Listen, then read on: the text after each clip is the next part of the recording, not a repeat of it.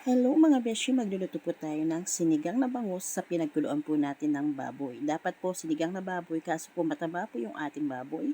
Ayaw po ng ating mga pamangkin yung sinigang na masyadong mataba. Kaya ang gagawin po natin, ipiprito na lang po natin yung ating baboy.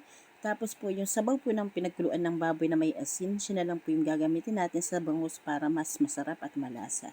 Ayan po yung sangkap ng ating bangus, may gabi, may okra, may kamatis, sibuyas, at saka po mayroong kangkong.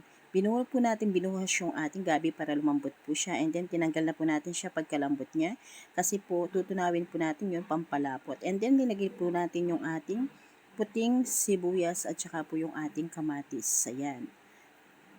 Ayan, nung kulong-kulo na po siya mga beshi, nung natanggal na po yung ating gabi, linagyan na po natin yung ating bangus para siya naman po yung makulo ng makulo. Tapos po, sikreto po para hindi masyadong malansayin yung bangus, tanggalin po yung dugo niya sa mismong malapit sa tinik. And then mga beshi, ayan po, tinutunaw na po natin yung ating gabi para maging malapot po yung ating sinigang na bangus. Linagyan na rin po natin yung okra para masama na sa lambot at pagpapakulo. At linagyan na rin po natin yung kangkong at saka po yung ating sili mga beshi.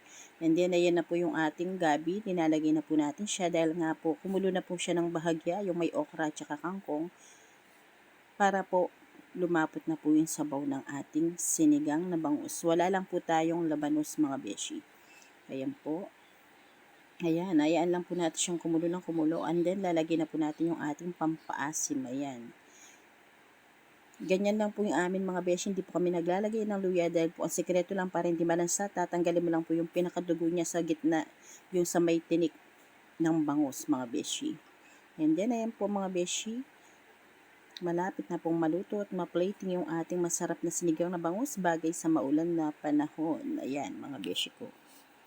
Konting minuto na lang po. Tingnan niyo po mga beshi, wala po siyang dugo sa gitna. Pinapakita po natin yung ating bangus para hindi po siya malansa. At saka po tsaka po para malapit yung bangus ninyo or sinigang ninyo, pagkaluto po ng gabi, tunawin nyo na po siya mga beshi para po lumapot, pampatulong sa lapot ng sabaw ng bangus.